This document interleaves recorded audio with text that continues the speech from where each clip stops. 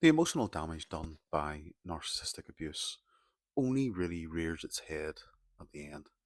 Now, even though during the relationship you will have found yourself suppressing yourself and being suppressed, and not being able to show your emotions in the truest sense, and you will have internalized a lot of negativity about yourself based on your own beliefs on the environment and the objects around you, and you would have also had projections.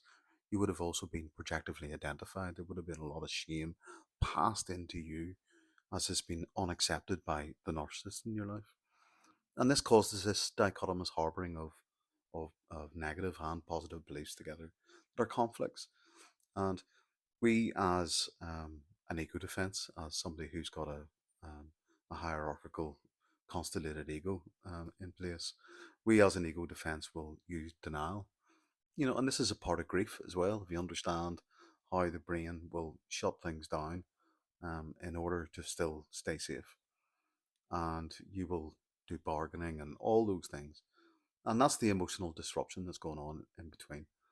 But at the end of the relationship, whenever everything this gets revealed, and all of a sudden you realize that you've been in a lie, in essence, you've been in a fantasy, you've been used or objectified as an internal object, and externally you didn't mean anything to them, and everything that been put together that have been confabulated by them, and they speak with the truest and the honest voice that they do, with their ability to be charming and convincing, that you thought you were going to have a good future with them, and all those things that sort of shatter you, you know and then they try to hand off the badness that is them at the end.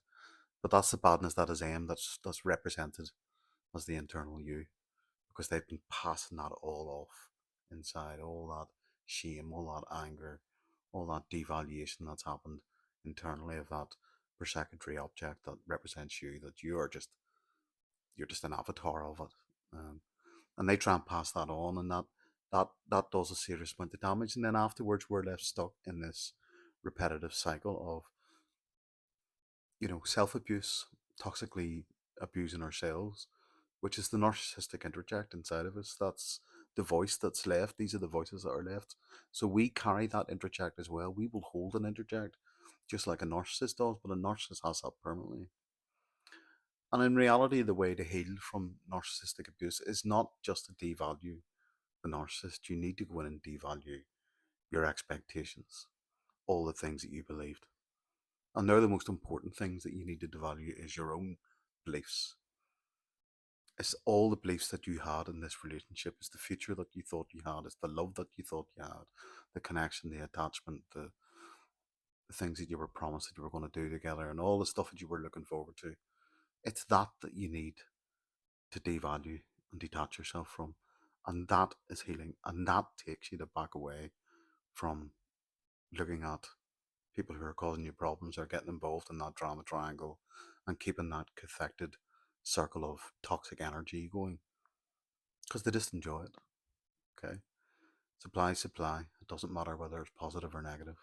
It'll still bring a sense of grandiosity to the false self and that self concept that is so desperately wanting to avoid the bad object. Peace out.